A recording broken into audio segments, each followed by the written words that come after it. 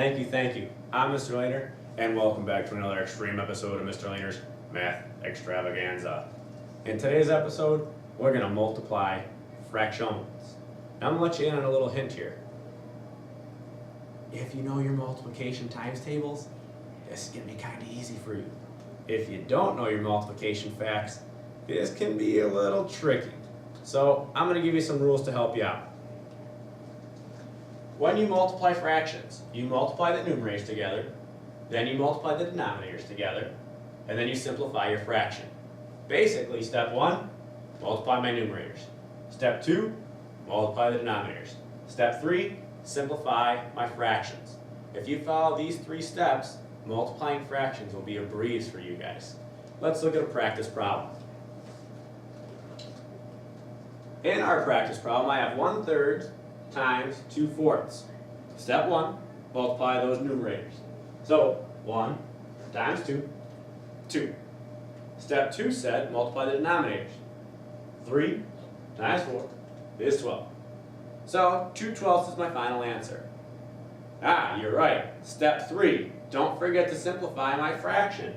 2/12 can be simplified. I know they're both even numbers, so at least 2 goes into them. 2 goes into 2 once, 2 goes into 12 6 times, so my final answer becomes 1/6. I followed my 3 steps, and I came up with my solution to the problem as 1/6. Let's look at another problem. In this problem, I have 3/5 times 5/6. Now, I'm going to show you guys a kind of shortcut, almost like a little cheat sheet for this type of problem. Mr. Lehner always likes to make his life a little easier. This strategy may make your life a little easier too. I'm basically going to flip my steps around here. Normally I said you're going to multiply your numerators, then your denominators, and then simplify. Well, I'm going to kind of reverse that real quick. Let's see if we can simplify first. This method is called cross-canceling.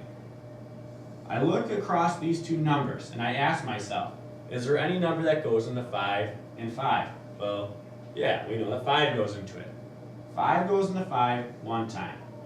5 goes into 5 one time.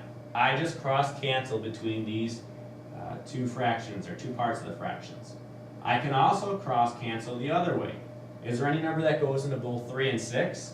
Well, I know that 3 goes into 3 and 6. 3 goes into 3 one time. 3 goes into 6 2 times. I just simplified my fractions. Let's multiply now. 1 times 1 is 1. 1 times 2 is 2. So the answer to this problem would be 1/2. And we call this cross-canceling. This oftentimes will save you guys an extra step in there. And sometimes it's easier to cancel 3 and 6 and 5 and 5 to make my multiplication easier. I know we can all do 1 times 1, and I know we can all do 1 times 2. Now, if you did it the original way, you could have done 3 times 5 to get 15, and 5 times 6 to get 30. Then you would have simplified this fraction, and you would have still came up with 1/2. If this method is easier for you, by all means use it. Like we talk about math all the time, there's more than one way to get to the answer in a problem.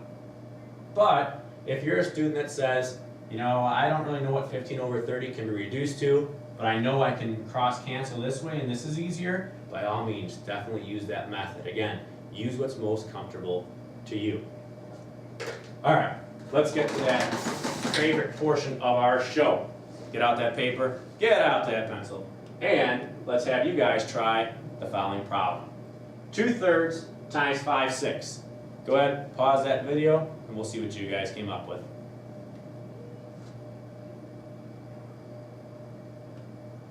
Okay, if you multiply your fractions across, 2 times 5 would be 10. If you multiply your denominators, 3 times 6 becomes 18. I can then reduce 10 over 18 to become 5 nines. 2 goes into 10 5 times, 2 goes into 18 9 times. So it becomes 5 nines. If you had that one correct, go ahead and give yourself a little, we like to call a golf clap. If you didn't get it right, go back and check your math. Did you follow all 3 steps? Did you forget to reduce your fraction? Did you make an error when you were multiplying your fractions across? See where that error is and then correct it for the next time. Let's try another problem. You guys want to try 1/3 times 3/4.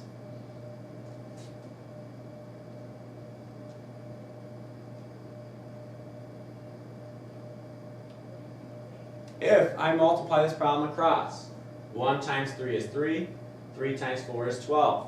I can then reduce. 3 goes into 3 once, 3 goes into 12, 4 times, my final answer becomes 1/4. Now, I showed you guys that cross cancel earlier. I could have cross canceled here. Well, there's only one number that goes between 1 and 4, and that's 1, so that really doesn't help me too much. But 3 and 3 I can cross cancel, which would become 1, and I would multiply 1 times 4 to get 4 on the bottom, and 1 times 1 to get 1 on the top. So sometimes it's a little bit easier to cross cancel at the beginning than waiting to the end to do it with your final fraction. But again, whatever way is easier for you is perfectly fine. Thank you once again for tuning in to another extreme episode of Mr. Lehner's Math Extravaganza. As always, we'll see you next time.